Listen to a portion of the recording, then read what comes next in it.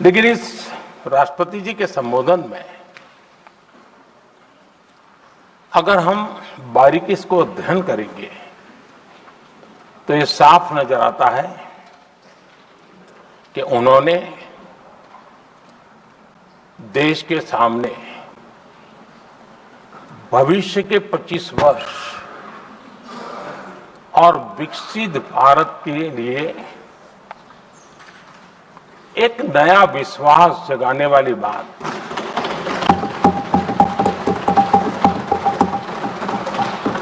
एक प्रकार से आदरणीय राष्ट्रपति जी का ये उद्बोधन विकसित भारत के संकल्प को मजबूती देने वाला है, नया विश्वास पैदा करने वाला है और जन सामान्य को प्रेरित करने वाला है। आदरणीय सभापति जी, सारे अध्ययन बार बार ये कह चुके हैं कि गत 10 वर्ष में देश की जनता ने हमें सेवा करने का मौका दिया। 25 करोड़ देशवासी गरीबी को परास्त करके गरीबी से बाहर निकले।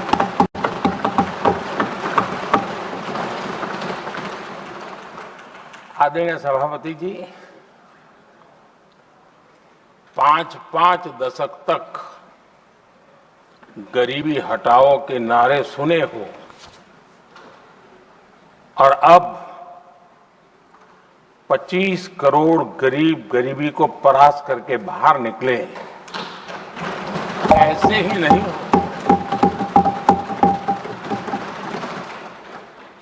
योजनाबद्ध तरीके से, समर्पित भाव से,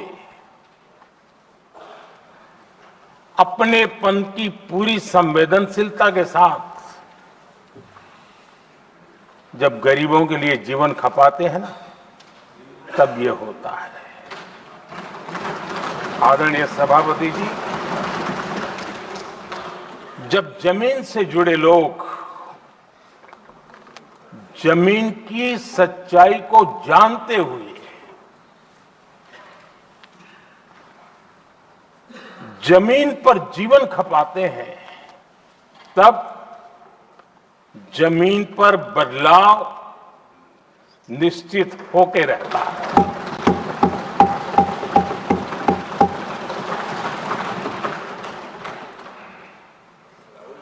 आदरणीय सभापति जी, हमने गरीब को झूठे नारे नहीं, हमने सच्चा विकास दिया।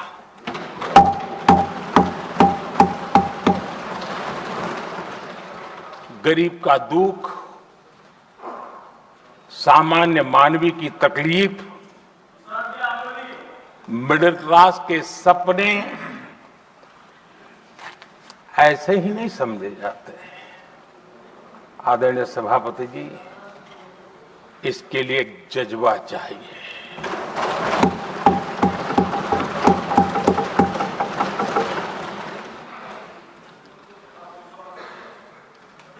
और मुझे दुख के साथ कहना है कि कुछ लोगों में ये है ही नहीं।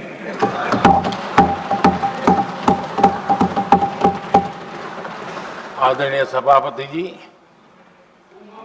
बारिश के दिनों में कच्ची छत, फुसकी, प्लास्टिक की चादर वाली छत, उससे नीचे जीवन गुजारना कितना मुश्किल होता है। पल पल सपने रौंद दिए जाते हैं, ऐसे पल होते हैं, ये हर कोई नहीं समझ सकता। आदरणीय सभापति जी, अब तक गरीबों को 4 करोड़ घर मिले हैं।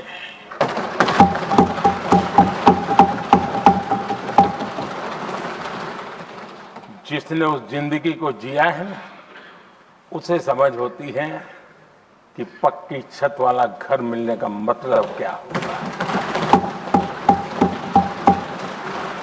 आदरणीय सभापति जी, एक महिला जब खुले में शौच जाने के लिए मजबूर हो जाती है, वो या तो सूर्योदय के पहले या सूर्यास्त के बाद, कठिनाइयों के झेलने के बाद इस छोटा सा अपना नित्य कर्म करने के लिए निकल सकती है। तब उसे क्या तकलीफ होती थी, ऐसे लोग समझ नहीं सकते। आदरणीय सभापति जी, हमने 12 करोड़ से ज्यादा शौचालय बनाकर बहनों बेटियों की मुश्किलें दूर की।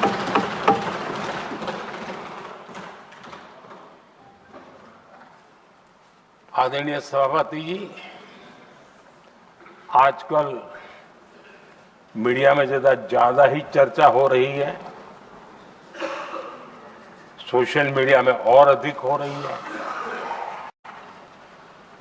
कुछ नेताओं का फोकस घरों में जकूजी पर,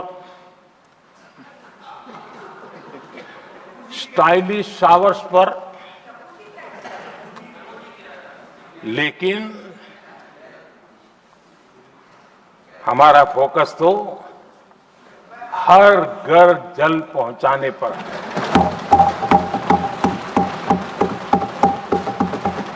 आजादी के 75 साल के बाद देश में 75% करीब 16 करोड़ से भी ज्यादा घरों के पास जल का करने के लिए नल का कनेक्शन नहीं था। हमारी सरकार ने 5 साल में 12 करोड़ परिवारों को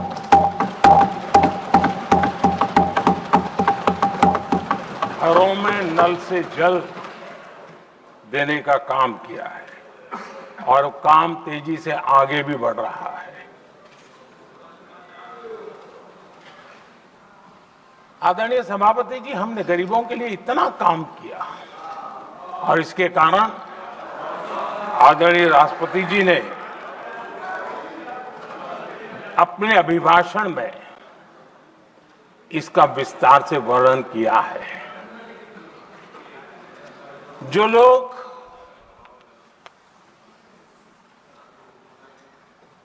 गरीबों की झोपड़ियों में फोटो सेशन कराकर अपना मनोरंजन करते रहते हैं, उन्हें संसद में गरीबों की बात बोरिंग ही लगेगी।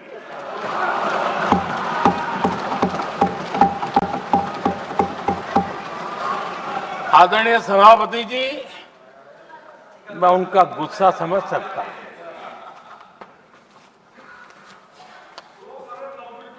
आदरणीय सभापति जी,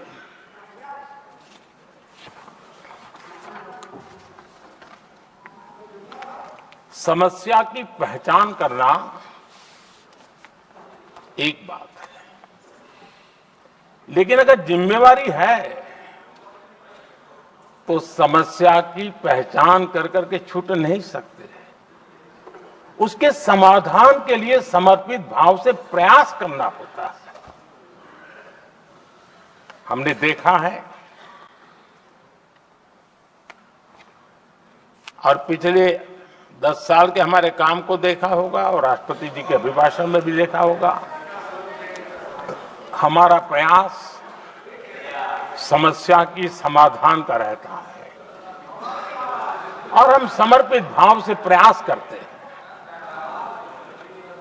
आदरणीय सभापति जी, हमारे देश में एक प्रधानमंत्री हुआ करते थे।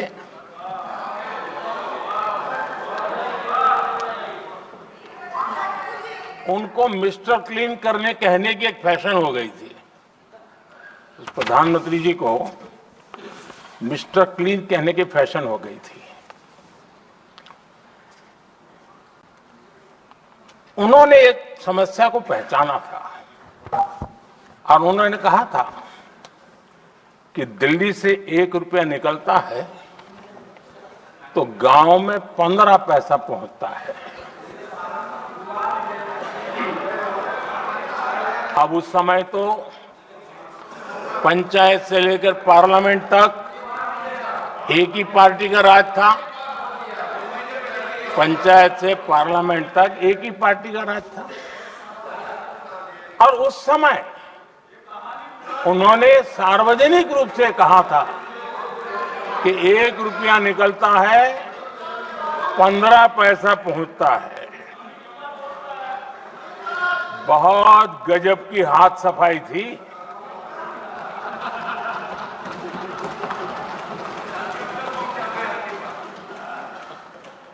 पंद्रह पैसा किसके पास जाता था, ये देश का सामान्य मानवी भी आसानी से समझ सकता है।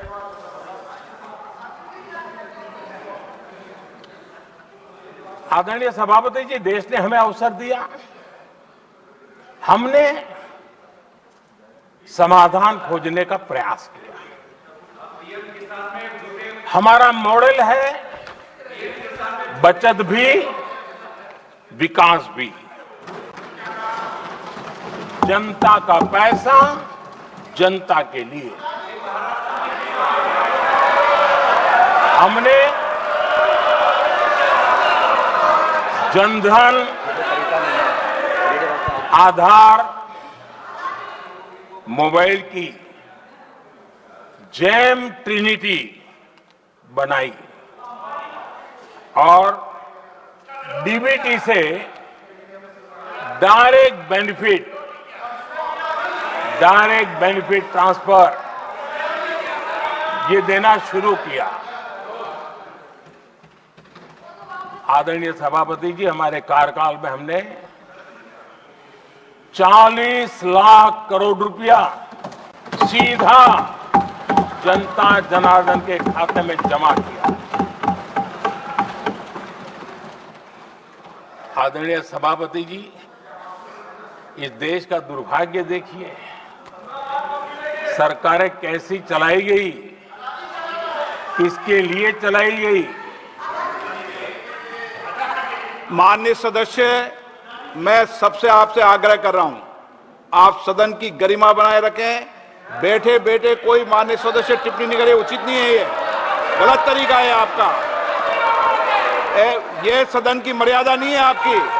आप प्रोटेक्ट करना चाहते हो उनको इस तरीके से, गलत तरीका, ये गलत तरीका है।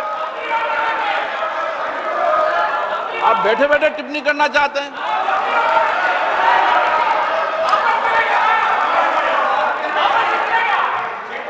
आदरणीय सभापति जी,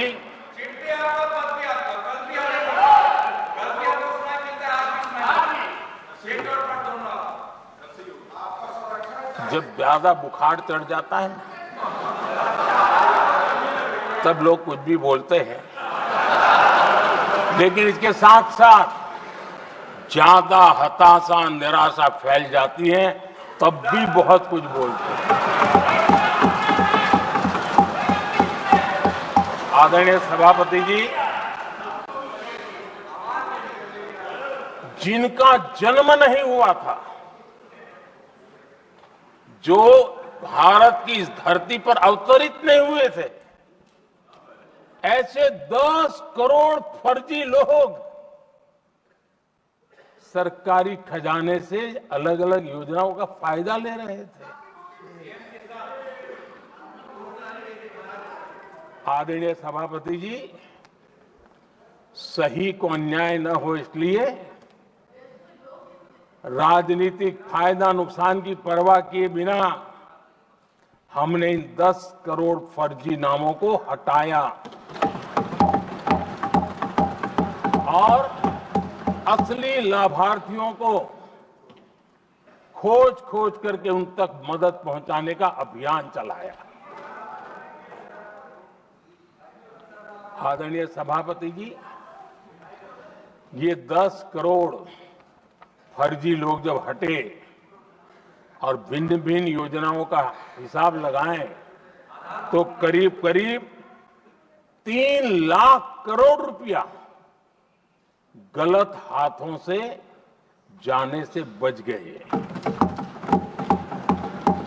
मैं हाथ किसका था ये नहीं कह रहा हूं, गलत हाथों से।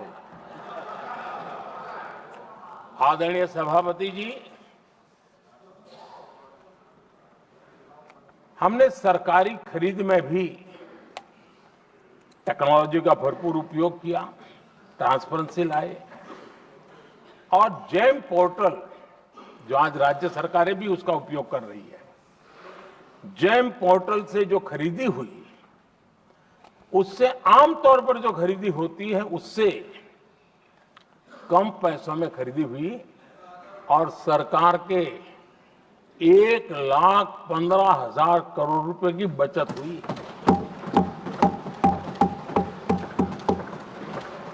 आदरणीय सभापति जी, हमारी स्वच्छता अभियान का बहुत मजाक उड़ाया गया, ऐसा जैसे हमने कोई पाप कर दिया, कोई गलती कर दी। न जाने क्या क्या कहा जाता था, लेकिन आज मुझे संतोष से कहना है कि इन सफाई के कारण हाल के वर्षों में सिर्फ सरकारी दफ्तरों से जो कबाड़ बेचा गया ना, उसमें 2,300 करोड़ रुपया सरकार को मिले हैं। महात्मा गांधी ट्रस्टीशिप के सिद्धांत की बात करते थे। वो कहते थे कि हम ट्रस्टी हैं, ये संपत्ति जनता जनार्दन की है और इसलिए हम पाई पाई को एक ट्रस्टीशिप के सिद्धांत के आधार पर बचाने की और सही जगह पर उपयोग करने का प्रयास करते हैं। और तब जाकर के स्वच्छता अभियान से कबाड़ बेचकर 2,300 करोड़ रुपया देश की सरकार के खजाने में आ रहा है।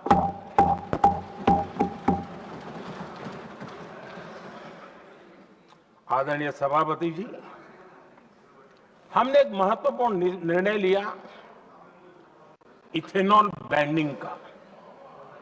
हम जानते हैं हम एनर्जी इंडिपेंडेंट नहीं है, हमें बाहर से लाना पड़ता है। जब इथेनॉल ब्लेंडिंग किया और हमारे पेट्रोल डीजल की आय कम हुई, उस एक निर्णय से 1 लाख करोड़ रुपए का फर्क पड़ा है। और ये पैसे करीब करीब 1 लाख करोड़ रुपया किसानों की जेब में गया है। आदरणीय सभापति जी, मैं बचत की तो बात कर रहा हूं, लेकिन पहले अखबारों की हेडलाइन हुआ करती थी, इतने लाख के घोटाले, इतने लाख के घोटाले, इतने लाख के घोटाले।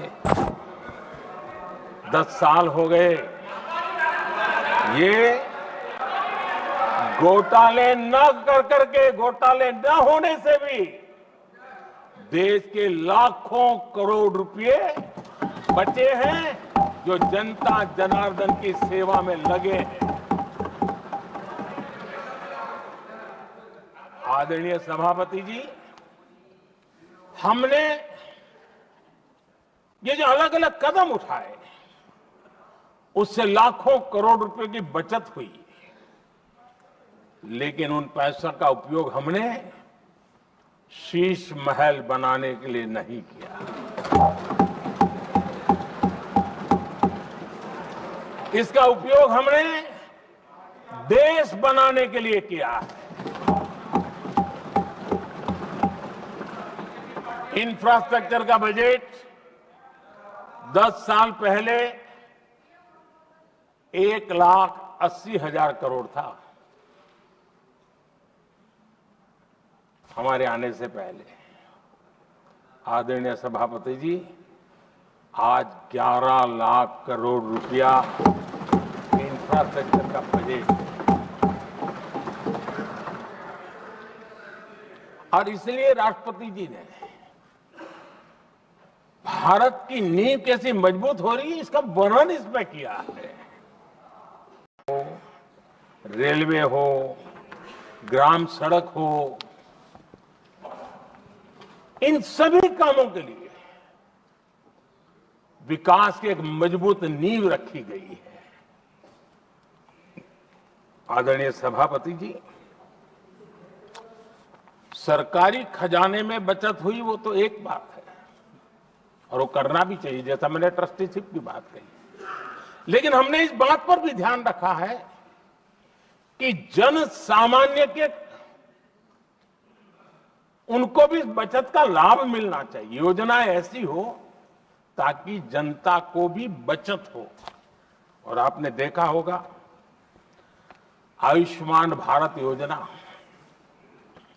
बीमारी के कारण सामान्य मानवी को जो खर्च होता था, अब तक जिन लोगों ने इसका बेनिफिट लिया है, उसी के हिसाब से मैं कहता हूं कि करीब करीब देशवासियों का आयुष्मान योजना का बेनिफिट लेते के कारण जो खर्चा उनको अपने जेब से करना पड़ता, वैसे 1,20,000 करोड़ रुपया जनता जनार्दन के बचे हैं।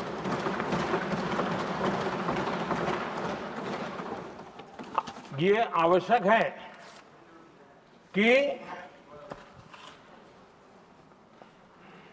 अब जैसे जन औषधि केंद्र, आज मध्यम वर्ग के परिवार में 60-70 साल उम्र के परिवार के स्वजन हो तो स्वाभाविक है कोई न कोई बीमारी आ ही जाती है, दवाई का खर्चा भी होता है, दवाएं महंगी भी होती है।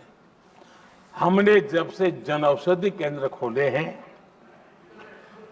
जिसमें 80% डिस्काउंट होता है, और उसके कारण जिन परिवारों ने इन जन औषधि केंद्रों से दवाइयां ली हैं, उनके करीब करीब 30,000 करोड़ रुपए दवाई को खर्चा बचा।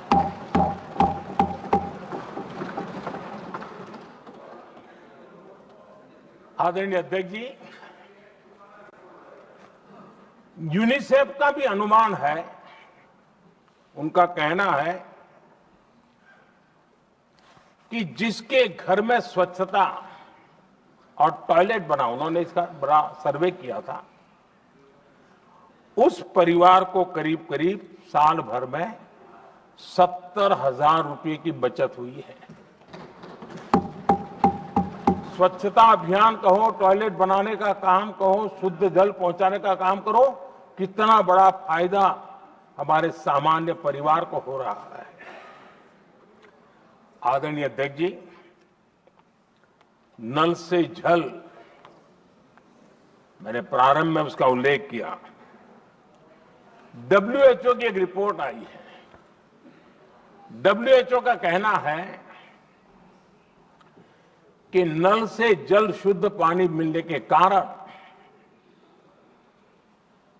उन परिवारों में जो अन्य बीमारियों के खर्चे होते थे, औसत 40,000 रुपया परिवार का बचा है।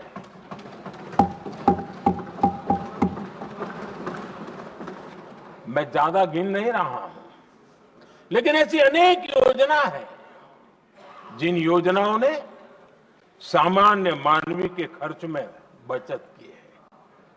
आदरणीय सभापति जी, करोड़ों देशवासियों को मुफ्त अनाज, उसके भी उस परिवार के हजारों रुपये बचते हैं।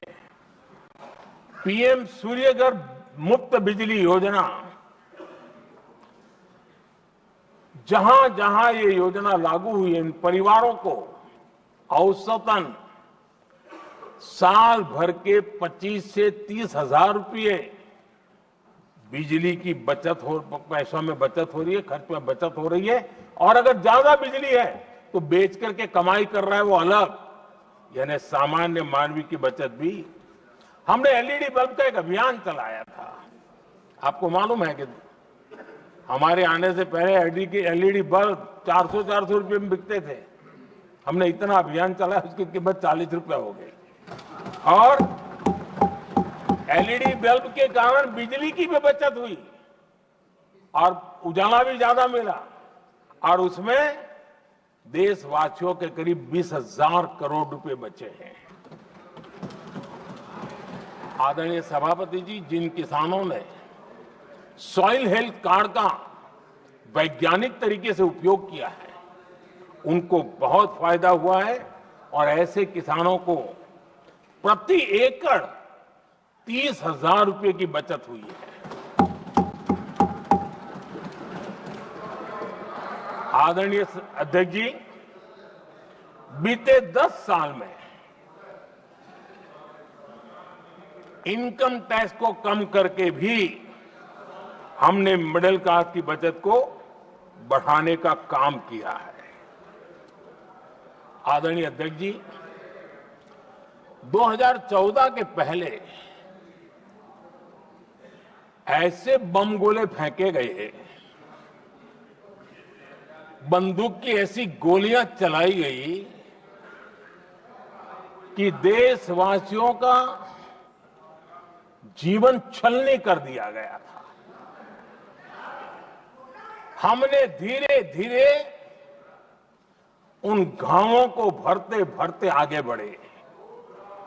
2 लाख करोड़ रुपया 2 लाख रुपया 2013-14 में 2 लाख रुपये, सिर्फ 2 लाख रुपये उस पर इनकम टैक्स माफी थी। और आज 12 लाख रुपये संपूर्ण रूप से इनकम टैक्स से मुक्ति। और हमने बीच के कालखंड में भी 14 में भी, 17 में भी, 19 में भी, 23 में भी हम लगातार ये करते आए, घाव भरते गए।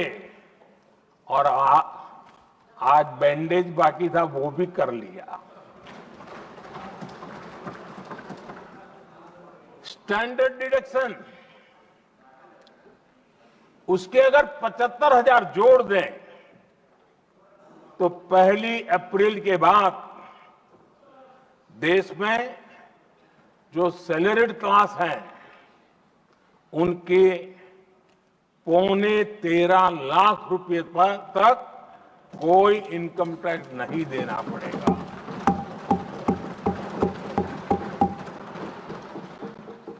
आदरणीय सभापति जी, आप जिस समय युवा मोर्चा में काम करते थे, तब एक बात आप सुनते होंगे, पढ़ते भी होंगे। एक प्रधानमंत्री आए दिन 21वीं सदी बोला करते थे। एक प्रकार से रट गया था, तकिया कलाम जैसा हो गया था, तो बोलते थे 21वीं सदी। जब इतनी बार बोला जाता था तो उस समय टाइम्स ऑफ इंडिया में आर.के. लक्ष्मण ने एक बड़ा शानदार कार्टून बनाया था। वो कार्टून बड़ा इंटरेस्टिंग था। उस कार्टून में एक हवाई जहाज है, एक पायलट है। अब उन्होंने पायलट क्यों पसंद किया वो तो मुझे मालूम नहीं। कुछ पैसेंजर बैठे थे और हवाई जहाज एक ठेले पे रखा हुआ था और मजदूर ठेले को धक्का मार रहे थे और 21वीं सदी लिखा हुआ था। वो कार्टून उस समय तो मजाक लग रहा था, लेकिन आगे चल करके वो सच सिद्ध हो गया। आदरणीय अध्यक्ष जी, ये कटाक्ष था जमीनी सच्चाई से तब के प्रधानमंत्री कितने कटे उठे थे और हवाई बातों में लगे हुए थे, इसका वो जीता जागता प्रदर्शन करने वाला कार्टून है।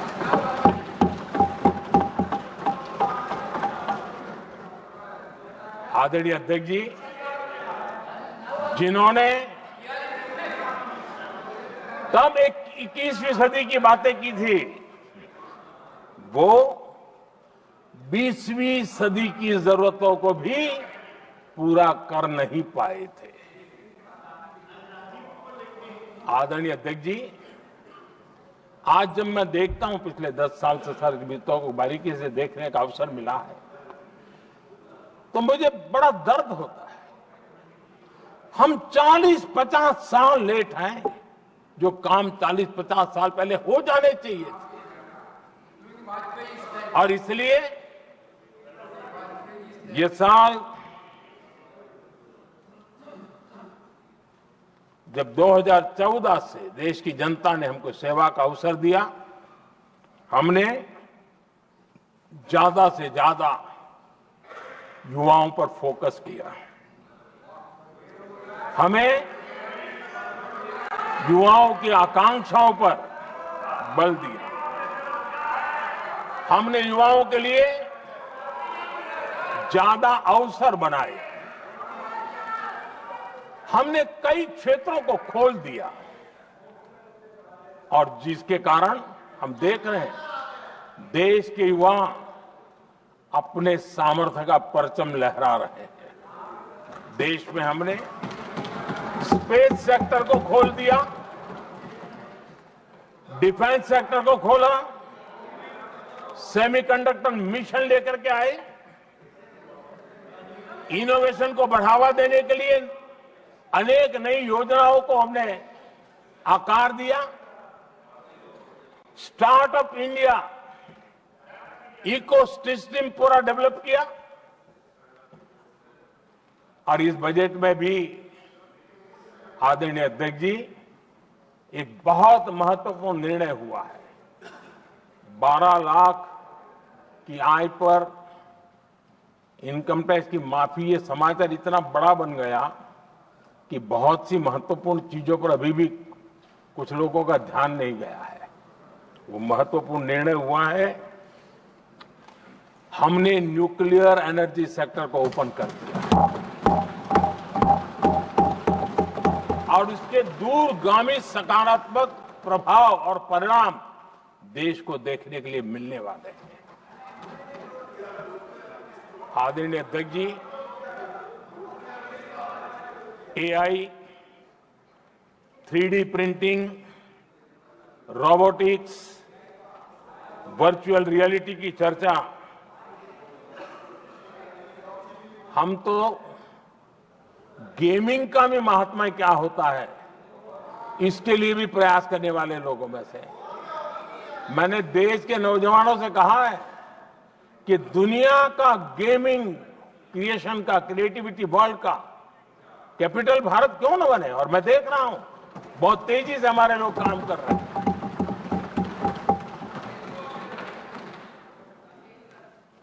कुछ लोगों को अब जब एआई की बात होती है, कुछ लोगों को अब ये शब्द फैशन में है तो बोला जाता है, लेकिन मेरे लिए सिंगल एआई नहीं है, डबल एआई। भारत की डबल ताकत है। एक एआई आर्टिफिशियल इंटेलिजेंस, दूसरा एआई एस्पिरेशनल इंडिया।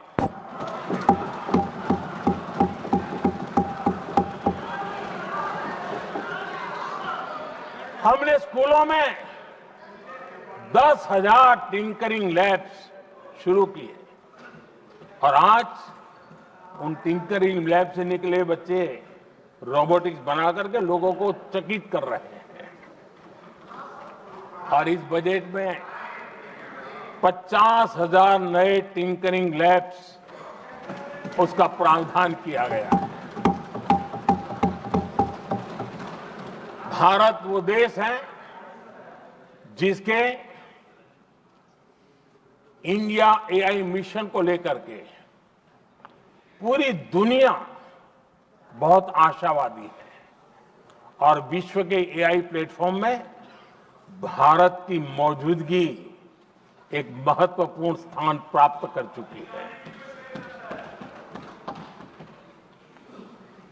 आदरणीय अध्यक्ष जी, इस साल बजट में हमने डीप टेक के डोमेन को में इन्वेस्टमेंट की बात की है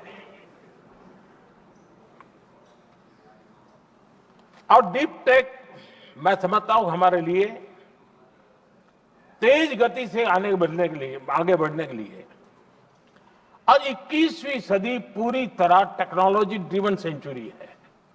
ऐसे में हमारे लिए आवश्यक है कि भारत डीप टेक के क्षेत्र में बहुत तेजी से आगे बढ़े। आदरणीय अध्यक्ष जी, हम लगातार युवा भविष्य को ध्यान में रखते हुए काम कर रहे हैं, लेकिन कुछ दल हैं जो लगातार युवाओं के साथ धोखा कर रहे हैं, उन्हें धोखा दे रहे हैं। ये दल चुनाव के दरमियान ये भत्ता देंगे, वो भत्ता देंगे, वादा तो करते हैं लेकिन पूरा नहीं करते हैं। ये दल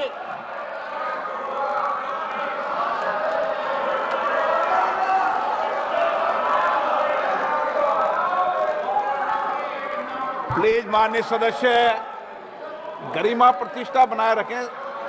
भारत की संसद में आप प्लीज बैठे बैठे टिप्पणी नहीं करें और नए माननीय सदस्य बैठे बैठे टिप्पणी कर रहे हैं। आदरणीय अध्यक्ष जी, ये दल युवाओं के भविष्य पर आपदा बनकर गिरे हुए हैं।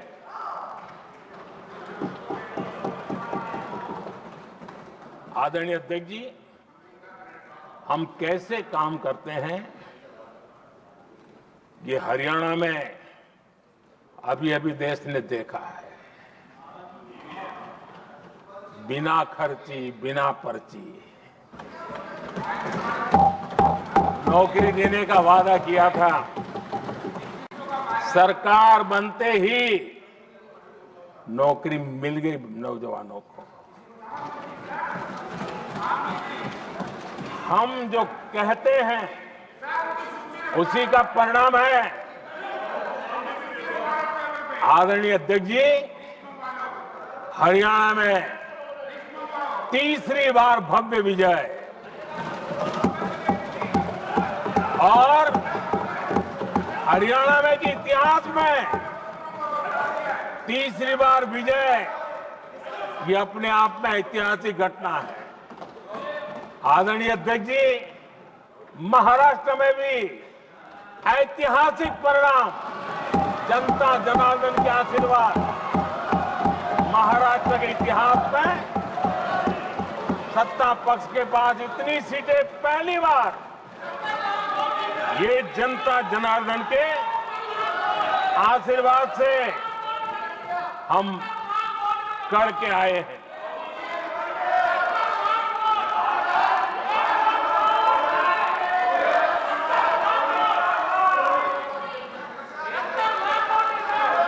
कुछ समझते हैं आदरणीय चीजों को? अध्यक्ष जी, कल जवाब दिया था ना आपको। चलिए। आदरणीय राष्ट्रपति जी ने अपने अभिभाषण में हमारे संविधान के 75 वर्ष होने पर भी विस्तार से चर्चा की है। आदरणीय अध्यक्ष जी, संविधान में जो धाराएं हैं उसके साथ साथ संविधान का एक स्पिरिट भी है और संविधान को मजबूती देने के लिए संविधान की भावना को जीना पड़ता है। और मैं आज उदाहरणों के साथ बताना चाहता हूं। हम वो लोग हैं जो संविधान को जीते हैं।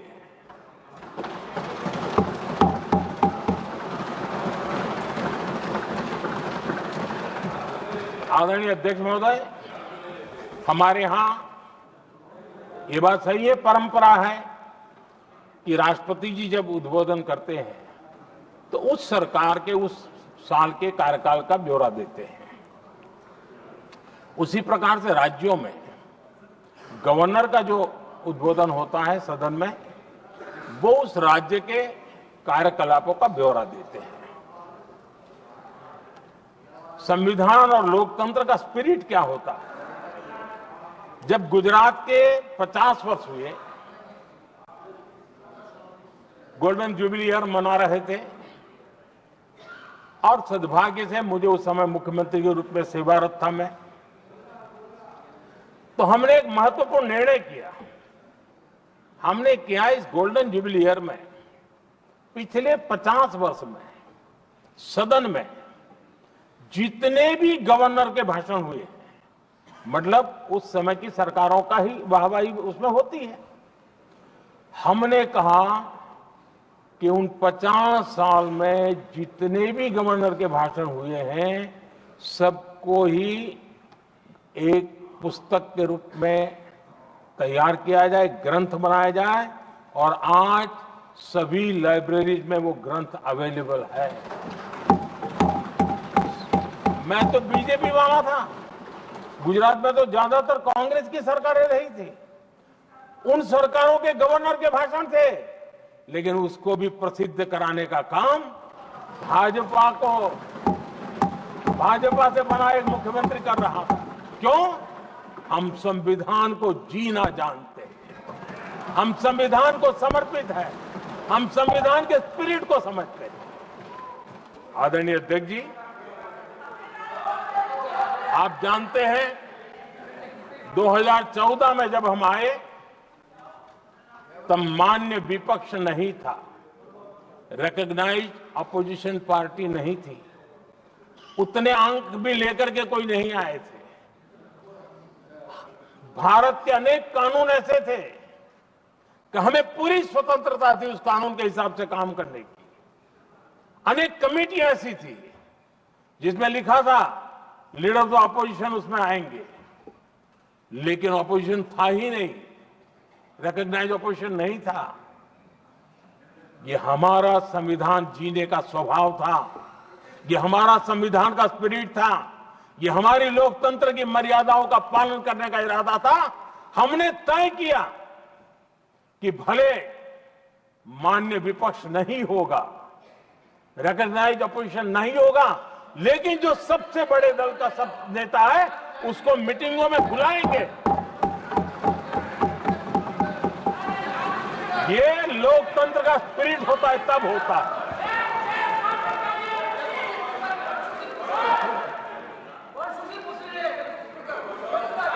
चुनाव आयोग की कमेटियां, आदरणीय अध्यक्ष जी, पहले तो प्रधानमंत्री फाइल करके निकालते थे। ये हम हैं जिसने अपोजिशन के लीडर को भी उस कमेटी में बिठाया है।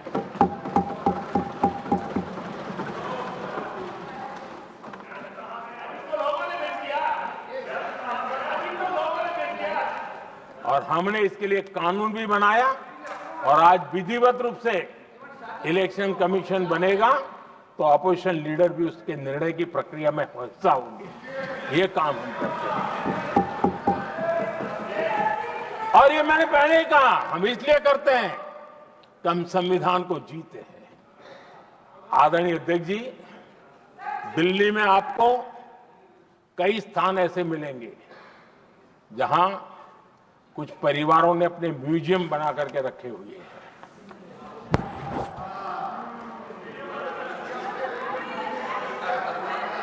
जनता जनार्दन के पैसों से काम हो रहा है।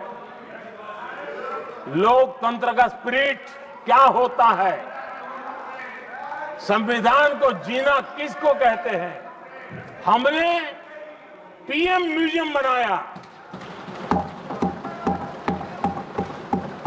और देश के पहले से लेकर के मेरे पूर्व तक के सभी प्रधानमंत्रियों के जीवन को और उनके कार्य को उस पीएम म्यूजियम बनाया गया है। और मैं तो चाहूंगा कि पीएम म्यूजियम में जो जो महापुरुष हैं उनके परिवारजनों ने समय निकाल करके उस म्यूजियम को देखना चाहिए और उसमें कुछ जोड़ने के लगता है तो सरकार का ध्यान आकर्षित करना चाहिए ताकि वो म्यूजियम समृद्ध हो और देश के बालकों को प्रेरणा दे। ये होता है संविधान की भावना। अपने लिए तो सब करते हैं, खुद के लिए जीने वालों की जमात बहुत छोटी नहीं है। संविधान के लिए जीने वाले यहां बैठे हैं।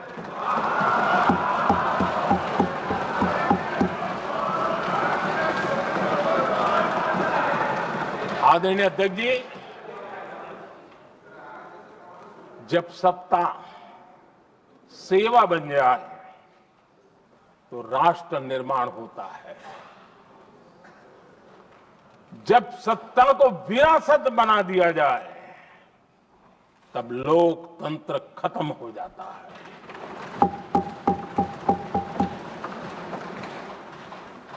आदरणीय अध्यक्ष जी, हम संविधान की भावना को लेकर के चलते हैं। हम जहर की राजनीति नहीं करते हैं।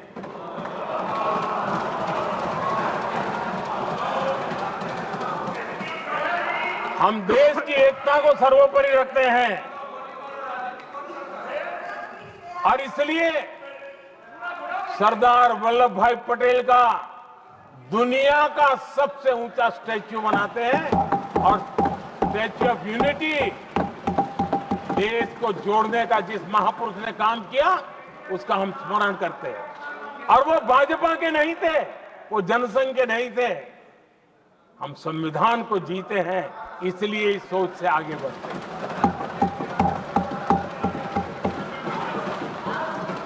आदरणीय अध्यक्ष जी, ये देश का दुर्भाग्य है कि आजकल कुछ लोग अर्बन नक्सल की भाषा खुलेआम बोल रहे हैं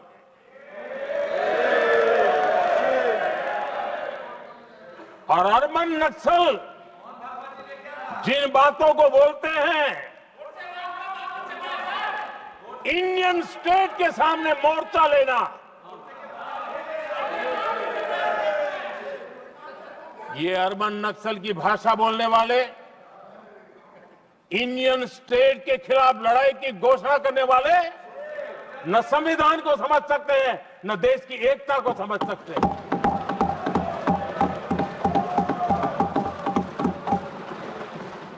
आदरणीय अध्यक्ष जी, 7 दशक तक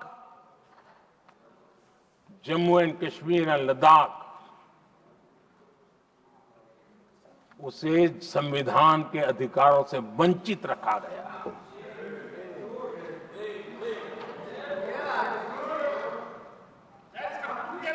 ये संविधान के साथ भी अन्याय था और जम्मू कश्मीर और लद्दाख के लोगों के साथ भी अन्याय था। हमने आर्टिकल 370 की दीवार गिरा दी। अब जम्मू कश्मीर और लद्दाख के उन राज्यों को, देशवासियों को जो अधिकार हैं, वो अधिकार उनको मिल रहे हैं। और संविधान का महात्म्य हम जानते हैं, संविधान की भावना को जीते हैं, इसलिए ऐसे मजबूत निर्णय भी हम करते हैं। आदरणीय अध्यक्ष जी, हमारा संविधान हमें भेदभाव करने का अधिकार नहीं देता है। जो लोग संविधान को जेब में लेकर के जीते हैं उनको पता नहीं है कि आपने मुस्लिम महिलाओं को कैसी मुसीबतों में जीने के लिए मजबूर कर दिया था। हमने ट्रिपल तलाक का खात्मा कर करके संविधान की भावना के अनुरूप मुस्लिम बेटियों को हक देने का काम किया है, समानता का अधिकार दिया है।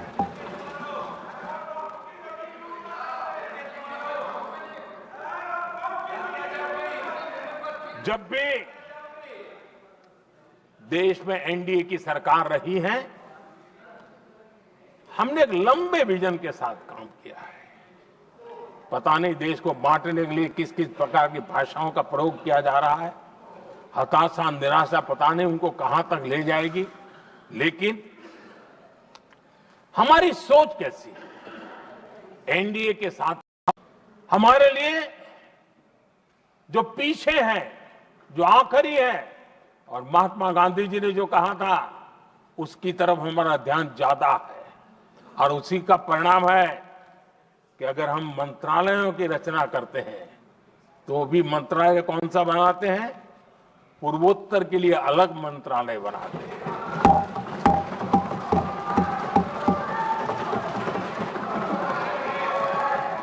हम देश में इतने साल हो गए, अटल जी आए तब तक किसी को समझ नहीं आया था। भाषण तो देते रहते हैं। आदिवासियों के लिए अलग मंत्रालय एनडीए ने बनाया। आदरणीय अध्यक्ष जी, हमारे दक्षिण के राज्य समुद्री तट से जुड़े हैं। हमारे पूर्व के कई राज्य समुद्री तट से जुड़े हैं। वहां के समाज में फिशरीज का काम और फिशरमैन की संख्या बहुत बड़ी तादाद में है। उनका भी ख्याल रखना चाहिए। और जमीन के भीतर के छोटे पानी के जो इलाके रहते हैं, वहां भी फिशरमैन के रूप में काम करने वाले समाज के आखिरी तबके के लोग हैं। ये हमारी सरकार है जिन्हें फिशरीज के लिए अलग मंत्रालय बनाया।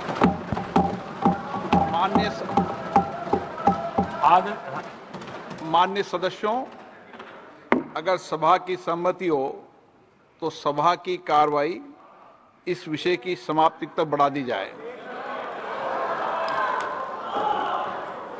माननीय प्रधानमंत्री जी। आदरणीय अध्यक्ष जी, समाज के दबे कुचले वंचित लोग, इनके अंदर एक सामर्थ्य होता है। अगर स्किल डेवलपमेंट पर बल दिया जाए तो उनके लिए नए अवसर बन सकते हैं, उनकी आशा आकांक्षा के अनुरूप जिंदगी बना सकते हैं। और इसलिए हमने अलग स्किल मंत्रालय बनाया। आदरणीय अध्यक्ष जी, देश में लोकतंत्र का पहला धर्म होता है कि हम सत्ता को सामान्य से सामान्य नागरिक तक उसका अवसर मिले। और इस बात को ध्यान में रखते हुए भारत के कोऑपरेटिव सेक्टर को और समृद्ध बनाने के लिए और तंदुरुस्त बनाने के लिए देश के करोड़ों लोगों को जोड़ने का उसमें अवसर है। अनेक क्षेत्रों में कोऑपरेटिव मूवमेंट को बढ़ाया जा सकता है और उसको ध्यान में रखते हुए हमने अलग कोऑपरेटिव मंत्रालय बनाया। विजन क्या होता है ये यहां पता चलता है। आदरणीय अध्यक्ष जी, जाति की बातें करना कुछ लोगों के लिए फैशन बन गई है। पिछले 30 साल से सदन में आने वाले ओबीसी समाज के सांसद दलों के भेदभाव से ऊपर उठ करके एक होकर के 30-35 साल से मांग कर रहे थे कि ओबीसी कमीशन को संवैधानिक दर्जा दिया जाए। जिन लोगों को आज जातिवाद में मलाई दिखती है, उनको उस समय ओबीसी समाज की याद नहीं आई। ये हम हैं जिन्होंने ओबीसी समाज को संवैधानिक दर्जा दिया। पिछड़ा वर्ग आयोग आज संवैधानिक व्यवस्था में जो है। आदरणीय अध्यक्ष जी, हर सेक्टर में एससी, एसटी, ओबीसी को ज्यादा से ज्यादा अवसर मिले, उस दिशा में हमने बहुत मजबूती के साथ काम किया है। मैं आज इस सदन के माध्यम से देशवासियों को उनके सामने एक अहम सवाल रखना चाहता हूं। और अध्यक्ष महोदय, जरूर देशवासी मेरे इस सवाल पर चिंतन भी करेंगे और चौराहे पर चर्चा भी करेंगे। कोई मुझे बताएं, क्या एक ही समय में संसद में एससी वर्ग के एक ही परिवार के 3 सांसद कभी हुए हैं क्या? एससी वर्ग के एक ही परिवार के 3 सांसद कभी भी हुए क्या?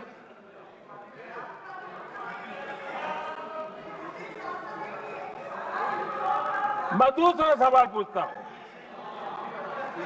कोई मुझे बताए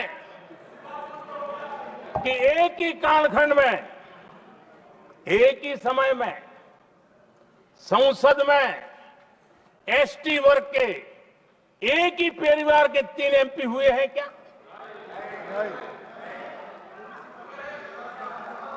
आदरणीय अध्यक्ष जी, कुछ लोगों की वाणी और व्यवहार में कितना फर्क होता है, मेरे एक सवाल के जवाब में मिलता है।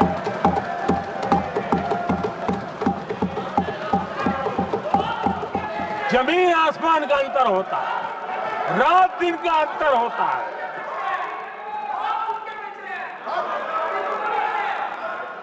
आदरणीय अध्यक्ष जी, हम एससी एसटी समाज को कैसे सशक्त कर रहे हैं? आदरणीय अध्यक्ष जी, समाज में तनाव पैदा किए बिना एकता की भावना को बरकरार रखते हुए समाज के वंचितों का कल्याण कैसे किया जाता है, इसका मैं एक उदाहरण देता हूं।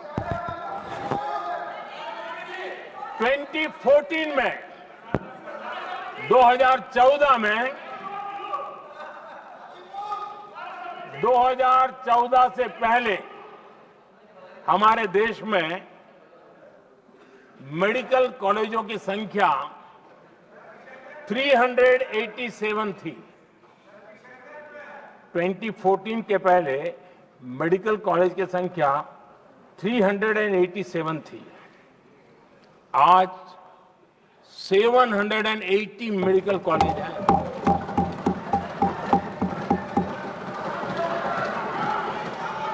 अब मेडिकल कॉलेज बड़े हैं तो सीटें भी बड़ी हैं। ये बहुत महत्वपूर्ण एंगल है आदरणीय अध्यक्ष जी, और इसलिए कॉलेजें बड़ी हैं, सीटें भी बड़ी हैं। 2014 में हमारे देश में एससी छात्रों की 2014 से पहले हमारे देश में एससी छात्रों की एमबीबीएस की सीट 7,700 थी। हमारे आने से पहले दलित समाज के हमारे 7,700 युवा डॉक्टर बनने की संभावना थी। 10 साल हमने काम किया, आज संख्या बढ़कर एससी समाज के 17,000 एमबीबीएस डॉक्टर की व्यवस्था की है। कहां 7,700 और कहां 17,000? अगर दलित समाज का कोई कल्याण का और समाज में तनाव लाए बिना एक दूसरे के सम्मान को बढ़ाते हुए आदरणीय अध्यक्ष जी 2014 के पहले एसटी छात्रों के लिए एमबीबीएस की सीटें 3,800 थी। आज ये संख्या बढ़कर लगभग 9,000 हो गई है।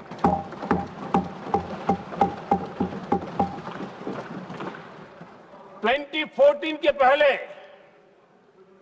ओबीसी के छात्रों के लिए एमबीबीएस में 14,000 से भी कम, 14,000 से भी कम सीटें थी। आज इनकी संख्या लगभग 32,000 हो गई है।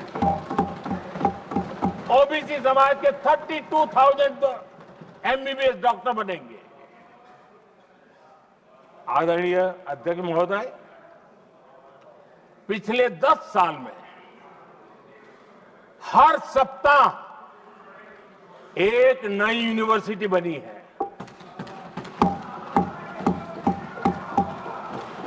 हर दिन एक नई आईटीआई बनी है। हर 2 दिन में एक नया कॉलेज खुला है।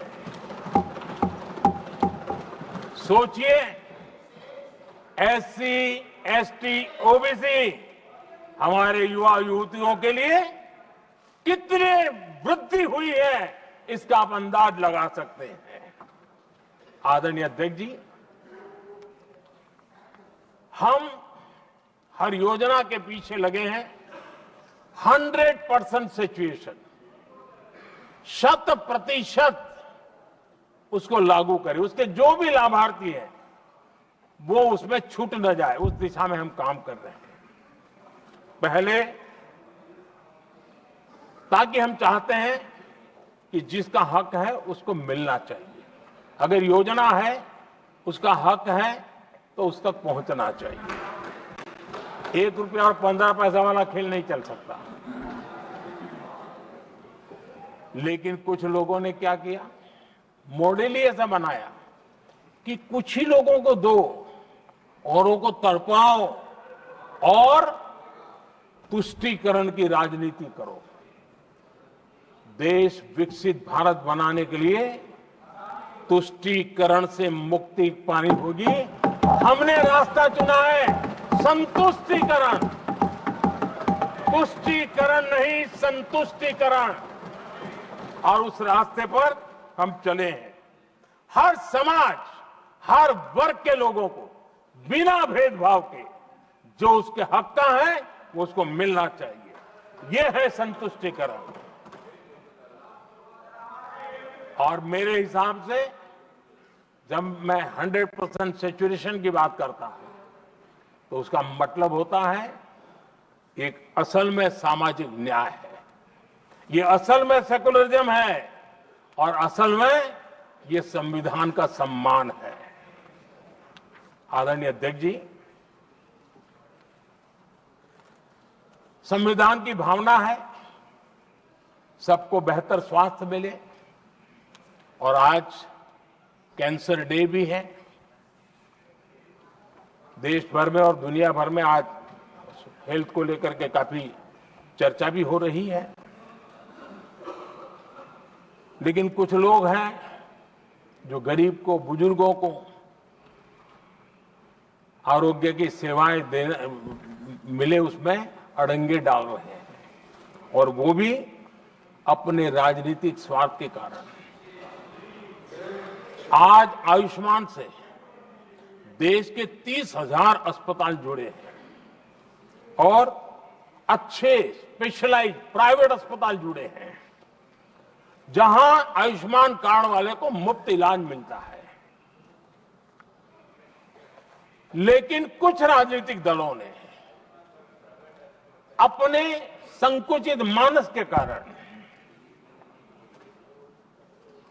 कुनीतियों के कारण गरीबों के लिए इन अस्पतालों के दरवाजे बंद करके रखे हुए हैं, और इसका नुकसान कैंसर के मरीजों को उठाना पड़ा है। पिछले दिनों पब्लिक हेल्थ जर्नल लैंसेट की स्टडी आई है। उसका कहना है कि आयुष्मान योजना से समय पर कैंसर का इलाज शुरू हो रहा है। सरकार कैंसर की जांच कराने के संबंध में बहुत ही गंभीर है, क्योंकि जितना जल्दी जांच हो, जितना जल्दी ट्रीटमेंट शुरू हो, हम कैंसर पेशेंट को बचा सकते हैं। और लैंसेट ने आयुष्मान योजना को क्रेडिट देते हुए कहा है कि भारत में इस दिशा में बहुत बड़ा काम हुआ है। आदरणीय अध्यक्ष जी, इस बजट में भी हमने कैंसर की दवाइयों को सस्ते करने की दिशा में बहुत बड़ा महत्वपूर्ण कदम उठाया। इतना ही नहीं, एक महत्वपूर्ण जो निर्णय लिया है वो आने वाले दिनों में, और जब आज कैंसर डे है तो मैं जरूर कहना चाहूंगा, सभी माननीय सांसद इसका लाभ ले सकते हैं अपने इलाके के ऐसे मरीजों के लिए। और वो है मरीजों को, आप जानते हैं अस्पताल उतने नहीं होने के कारण भी काफी दिक्कत रहती है बाहर से आने वाले पेशेंट को। 200 डे केयर सेंटर बनाने का निर्णय इस बजट में किया गया। ये डे केयर सेंटर पेशेंट को भी, उसके परिवार को भी बहुत बड़ी राहत देने वाला काम करेगा। आदरणीय अध्यक्ष महोदय जी, राष्ट्रपति जी के भाषण की चर्चा के समय यहां विदेश नीति की भी चर्चा हुई, और कुछ लोगों को लगता है जब तक फॉरेन पॉलिसी नहीं बोलते तब तक वो मैच्योर नहीं लगते, इसलिए उनको लगता है फॉरेन पॉलिसी तो बोलना चाहिए फिर भले ही देश का नुकसान हो जाए। मैं ऐसे लोगों को जरा कहना चाहता हूं, अगर उन्हें सच में फॉरेन पॉलिसी सब्जेक्ट में रुचि है और फॉरेन पॉलिसी को समझना है और आगे जाकर के कुछ करना भी है, ये मैं शशि जी के लिए नहीं कह रहा हूं तो मैं ऐसे लोगों को कहूंगा, एक किताब जरूर पढ़ें। हो सकता है उनको बहुत फिर कहां क्या बोलना उतनी समझ हो जाएगी। वो किताब का नाम है JF case forgotten crisis. JF Kennedy की बात है। JF केस फॉरगॉटन क्राइसिस नाम की किताब है। ये किताब एक प्रसिद्ध फॉरेन पॉलिसी स्कॉलर ने लिखी है और इसमें महत्वपूर्ण घटनाओं का जिक्र है। इस किताब में भारत के पहले प्रधानमंत्री, और वो विदेश नीति को भी नेतृत्व करते थे, इस किताब में पंडित नेहरू और अमेरिका के तब के राष्ट्रपति जॉन एफ कैनेडी के बीच हुई चर्चाओं और निर्णयों का भी विस्तार से वर्णन है। जब देश ढेर सारी चुनौतियों का सामना कर रहा था, तब विदेश नीति के नाम पर क्या खेल हो रहा था, उस किताब के माध्यम से सामने आ रहा है। और इसलिए मैं कहूंगा कि जरा ये किताब पढ़िए। आदरणीय अध्यक्ष जी, गोरा है, गोरा है, गोरा है, अब मत बोलो।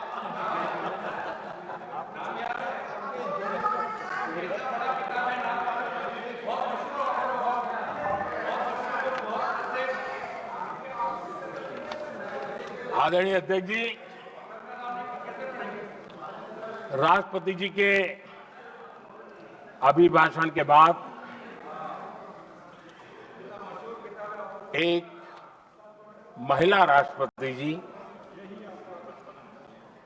एक गरीब परिवार की बेटी, उनका सम्मान न कर सके, आपकी मर्जी, लेकिन क्या क्या कहकर उनको अपमानित किया जा रहा है।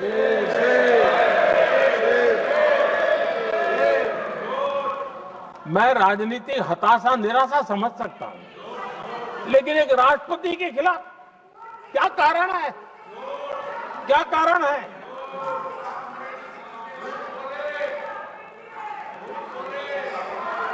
आदरणीय अध्यक्ष जी, आज भारत इस प्रकार की विकृत मानसिकता को छोड़ करके, उस सोच को छोड़ करके विमेन लेड डेवलपमेंट के मंत्र को लेकर के आगे बढ़ रहा है।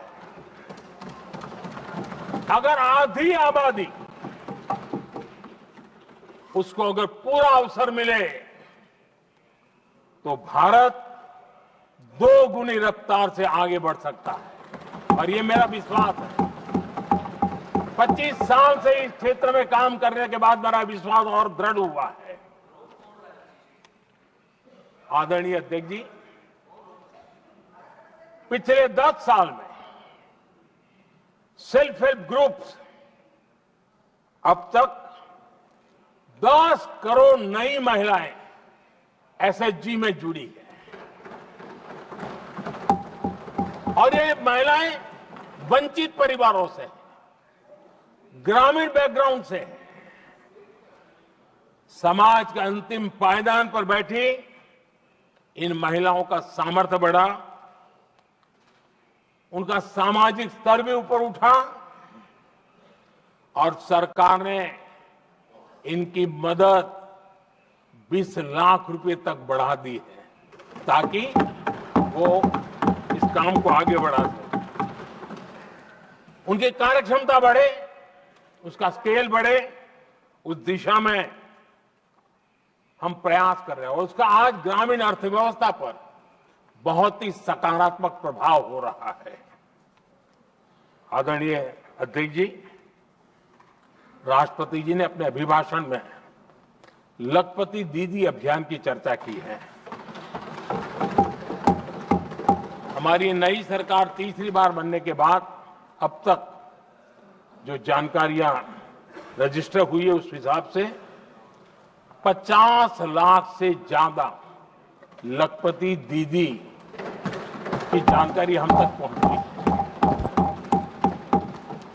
और जब से मैंने इस योजना को आगे बढ़ाया है, अब तक करीब करीब 1.25 करोड़ महिलाएं लखपति दीदी बनी हैं, और हमारा लक्ष्य है कि हम 3 करोड़ महिलाओं को लखपति दीदी बनाएंगे, और इसके लिए आर्थिक कार्यक्रमों का बल दिया जाएगा।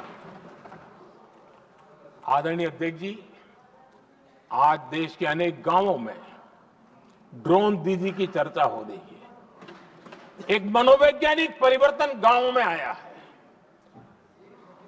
महिला के हाथ में ड्रोन चलाते हुए देख के गांव के लोगों का महिला के प्रति देखने का नजरिया बदल रहा है, और आज नमो ड्रोन दीदी खेतों में काम कर करके लाखों रुपया कमाने लगी हैं।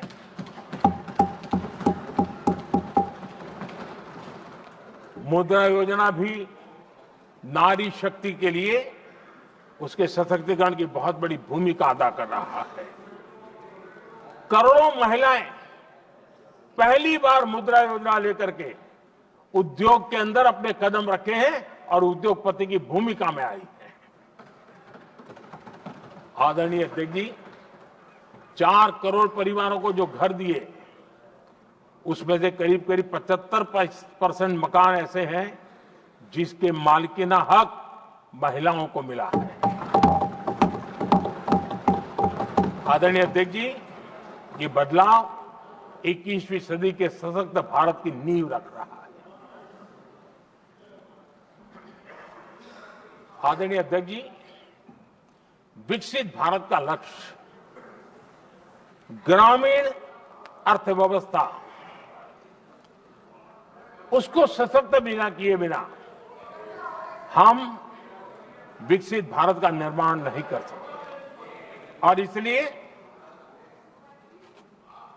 रूरल इकोनॉमी के हर क्षेत्र को हमने स्पर्श करने का प्रयास किया है। और हम जानते हैं रूरल इकोनॉमी में खेती किसानी का बहुत महत्व रहता है। विकसित भारत के 4 स्तंभों में हमारा किसान एक मजबूत स्तंभ है। बीते दशक में खेती के बजट में 10 गुना वृद्धि की गई है, 10 टाइम। 2014 के बाद की बात मैं बताता हूं, और ये बहुत बड़ा जंप है। आदरणीय अध्यक्ष जी, आज जो लोग यहां किसान की बातें करते हैं, 2014 से पहले यूरिया मांगने पर लाठी पड़ती थी, रात रात कतारों में खड़ा रहना पड़ता था, और वो जमाना था जब खाद किसानों के नाम पर निकलती थी लेकिन खेत में नहीं पहुंचती थी, कहीं और ही काले बाजारी में, और 1 रुपया 15 पैसा वाला हाथ की सफाई का खेल चलता था। आज किसान को पर्याप्त खाद मिल रही है। कोविड का महासंकट आया, सारी सप्लाई चेन डिस्टर्ब हो गई, दुनिया में अनाप शनाप दाम बढ़ गए, और परिणाम ये हुआ कि क्योंकि हम यूरिया पर डिपेंडेंट हैं, हमें बाहर से लाना पड़ता है। आज भारत सरकार को जो बोरा यूरिया का 3000 रुपए में पड़ता है, सरकार ने वो झेला और किसान को 300 से भी कम कीमत पर दिया है, 300 रुपए से कम। किसान को ज्यादा से ज्यादा फायदा हो, इसके लिए लगातार हम काम कर रहे हैं। आदरणीय अध्यक्ष जी, किसानों को सस्ती खाद मिले, इस एक काम के लिए पिछले 10 साल में 12 लाख करोड़ रुपया खर्च किया गया है।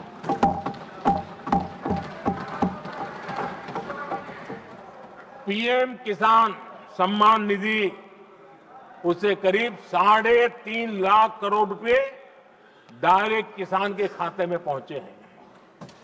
हमने रिकॉर्ड एमएसपी भी बढ़ाया, और पहले की तुलना में बीते दशक में 3 गुना अधिक हमने खरीदी की है।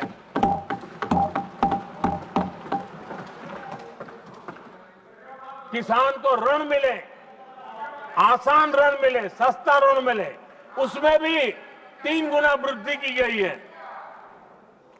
पहले प्राकृतिक आपदा में किसान को अपने हाल पर छोड़ दिया जाता था।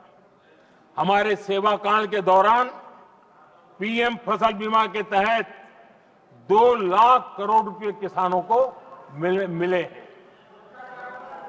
आदरणीय अध्यक्ष महोदय, सिंचाई के लिए बीते दशक में अभूतपूर्व कदम उठा गए हैं, और जो लोग संविधान की बातें करते हैं उनको ज्यादा ज्ञान नहीं है, ये भी दुर्भाग्य है।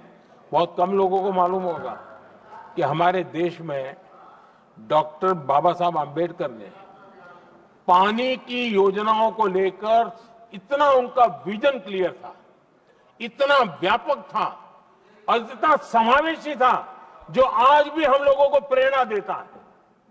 और 100 से बड़ी सिंचाई परियोजना जो दशकों से लटकी हुई थी, हमने उसको पूरा करने का अभियान चलाया ताकि किसानों के खेत में पानी पहुंचे।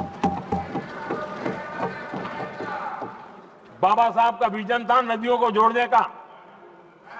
नदियों जोड़ने की वकालत बाबा साहब आंबेडकर ने की थी, लेकिन सालों तक, दशकों दशक बीत गए, कुछ नहीं हुआ। आज हमने केन बेतवा लिंक प्रोजेक्ट और पार्वती काली सिंह चंबल लिंक प्रोजेक्ट पर काम शुरू कर दिया, और मैं तो गुजरात में कई नदियों को इस प्रकार से जोड़कर नदियों को जिंदा करने का काम करने का मेरा सफल अनुभव भी रहा है।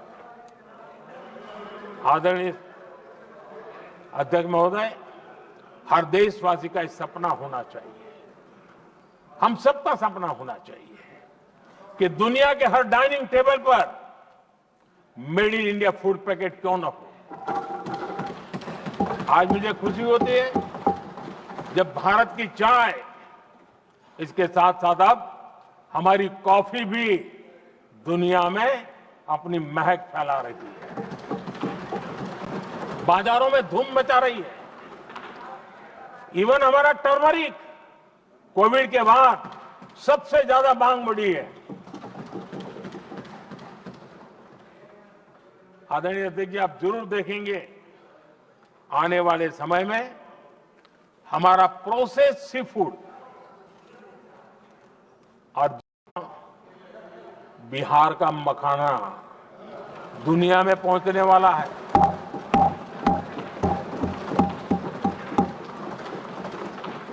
हमारा मोटा अनाज यानी श्री अन्न, ये भी दुनिया के बाजारों में भारत की शान बढ़ाएगा।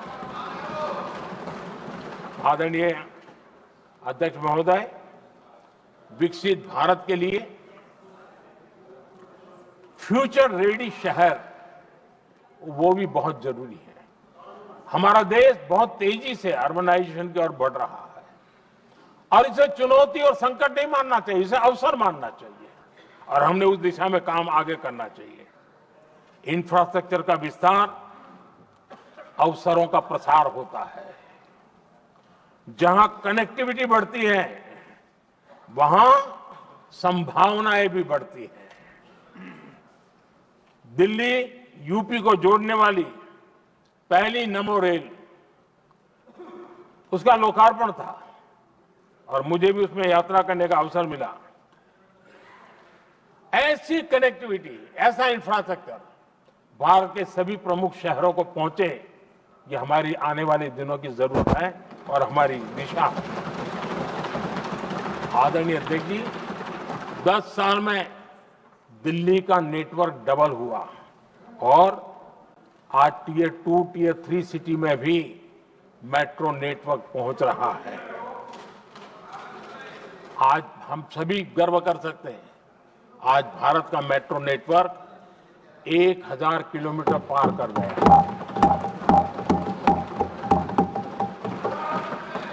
और इतना ही नहीं, वर्तमान में 1000 किलोमीटर और उस पर भी काम चल रहा है। यानी हम कितना तेजी से आगे बढ़ रहे हैं।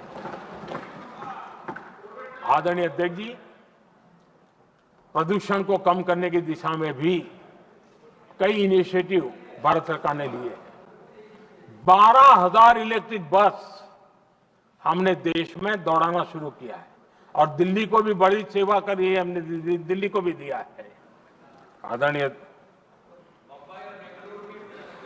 अध्यक्ष जी, हमारे देश में एक नया अर्थव्यवस्था हमेशा समय समय पर उसका विस्तार होता रहता है। आज बड़े शहरों में गिग इकोनॉमी एक महत्वपूर्ण एरिया डेवलप हो रहा है। लाखों युवा इसमें जुड़ रहे हैं। हमने इस बजट में कहा है कि ई श्रम पोर्टल पर ऐसे गिग वर्कर अपनी रजिस्ट्री करवाएं और वेरिफिकेशन के बाद उनको इस न्यू एज सर्विस इकोनॉमी है उसको हम किस प्रकार से सहायता कर सकें और उनको एक आईडी कार्ड मिले ई श्रम पोर्टल पे आने के बाद। और हमने कहा है कि इन गिग वर्कर्स को आयुष्मान योजना का भी लाभ दिया जाएगा ताकि गिग वर्कर को एक सही दिशा में जाने की सुविधा मिलेगी। और एक अनुमान है कि आज देश में करीब करीब 1 करोड़ गिग वर्कर है और उस दिशा में भी हम काम कर रहे हैं। आदरणीय अध्यक्ष महोदय, एमएसएमई सेक्टर बहुत बड़ी मात्रा में जॉब के अवसर लेकर आता है और ये ऐसा क्षेत्र है कि जिसमें रोजगार की अपार संभावनाएं हैं। ये छोटे उद्योग आत्मनिर्भर भारत के प्रतीक है। देश की अर्थव्यवस्था में हमारा एमएसएमई सेक्टर बहुत बड़ा योगदान दे रहा है। हमारी नीति साफ है, एमएसएमई को सरलता, सहूलियत और संबल, एक ऐसा क्षेत्र है जिसमें रोजगार की संभावना है। और इस बार हमने मिशन मैन्युफैक्चरिंग उस पर बल दिया है और एक मिशन मोड में हम मैन्युफैक्चरिंग सेक्टर मतलब कि एमएसएमई को बल देना और एमएसएमई के माध्यम से अनेक नौजवानों को रोजगार देना और स्किल डेवलपमेंट से रोजगार के लिए नौजवानों को तैयार करना, ऐसे पूरी इकोसिस्टम को हम बल देते हुए आगे बढ़ रहे हैं। एमएसएमई सेक्टर में सुधार के लिए कई पहलुओं पर हमने काम शुरू किया है। एमएसएमई के लिए क्राइटेरिया 2006 में बनाया गया था, उसे अपडेट नहीं किया गया। पिछले 10 वर्षों में इस क्राइटेरिया में हमने 2 बार अपग्रेडेशन करने का प्रयास किया और इस बार एक बहुत बड़ा जंप लगाया है। पहली बार 2020 में, दूसरी बार इस बजट में हमने एमएसएमई को आगे बढ़ाने का प्रयास किया है। हर तरफ उनको आर्थिक सहायता दी जा रही है। एमएसएमई के सामने चुनौती फॉर्मल फाइनेंशियल रिसोर्सेज की कमी की रही है। कोविड के संकट के काल में एमएसएमई को विशेष बल दिया गया। हमने खिलौना उद्योग उसको एक विशेष बल दिया। हमने कपड़ा उद्योग को विशेष बल दिया। उनको कैश फ्लो की कमी नहीं होने दी और बिना किसी गारंटी को लोन दिया। हजारों उद्योगों में लाखों नौकरियों की संभावनाएं बनी और नौकरियां सुरक्षित भी हुई। छोटे उद्योग, उनके लिए customise credit card, credit guarantee coverage, उस दिशा में हमने कदम उठाए जिसके कारण वो अपने ईज ऑफ डूइंग बिजनेस को भी बढ़ावा मिले और वो गैर जरूरी नियमों को कम करने के कारण उनका एडमिनिस्ट्रेटिव बोझ जो रहता था, एक आध व्यक्ति को उनको काम पर पैसा देना पड़ता था, वो भी बंद कर दिया गया। एमएसएमई को बढ़ावा देने के लिए जो हमने नई नीतियां बनाई है, आपको खुशी होगी, एक समय था 2014 के पहले खिलौने जैसी चीजें हम इंपोर्ट करते थे। आज मैं गर्व से कह सकता हूं कि मेरे देश के खिलौने बनाने वाले छोटे उद्योग आज दुनिया के अंदर खिलौने एक्सपोर्ट हो रहे हैं।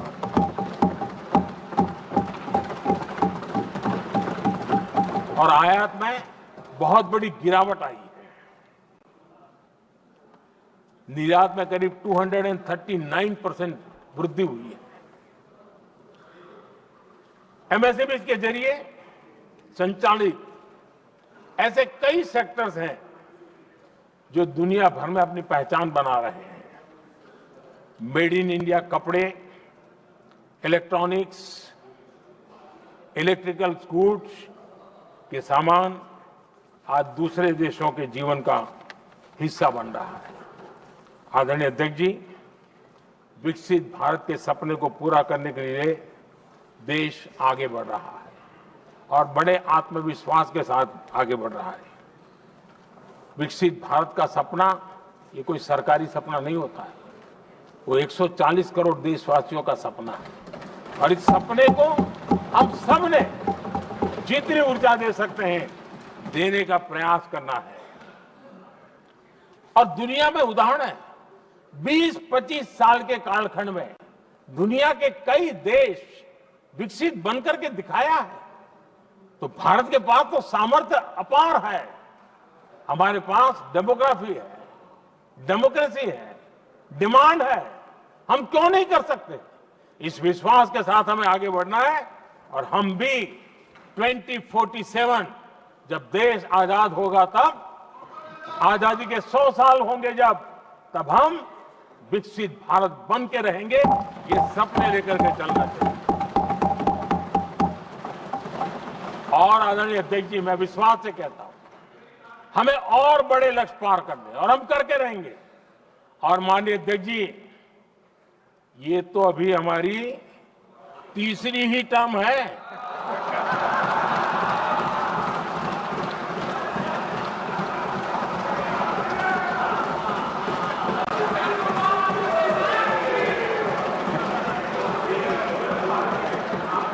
हम देश की आवश्यकता के अनुसार आधुनिक भारत बनाने के लिए, सक्षम भारत बनाने के लिए और विकसित भारत का संकल्प साकार करने के लिए हम आने वाले अनेक वर्षों तक जुटे रहने वाले हैं।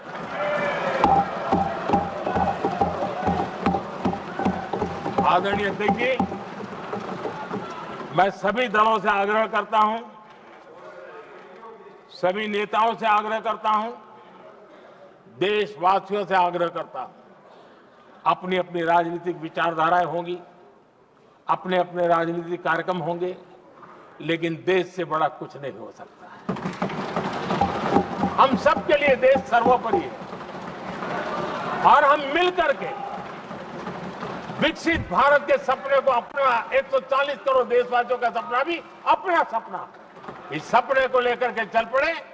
देश विकसित होगा, हमारे बाद की जो पीढ़ियां होगी वो कहेगी कि 2025 में एक संसद ऐसी थी जहां बैठा हुआ हर सांसद विकसित भारत के सपने के लिए पूरा करने के लिए काम कर रहा था। आदरणीय अध्यक्ष जी, मैं राष्ट्रपति जी के अभिभाषण पर अपना धन्यवाद व्यक्त करते हुए आपका भी आभार व्यक्त करता हूं, सदन का भी आभार व्यक्त करता हूं। धन्यवाद। धन्यवाद। प्रस्ताव पर श्री अमरा राम जी, प्रोफेसर सौगत राय जी, श्री एन.के. प्रेमचंद्र जी, सुधाकर सिंह जी, श्री लालजी वर्मा, विशाल दादा, प्रकाश बाबू पाटिल एवं टी सुमिति ने अनेक संशोधन प्रस्तुत किए गए हैं। अब मैं सभी संशोधनों को एक साथ सभा में मतदान के लिए रखता हूं। प्रश्न है कि माननीय सदस्यों द्वारा प्रस्तुत सभी संशोधनों को स्वीकृत किया जाए। जो सदस्य पक्ष में हाँ कहें, जो विरोध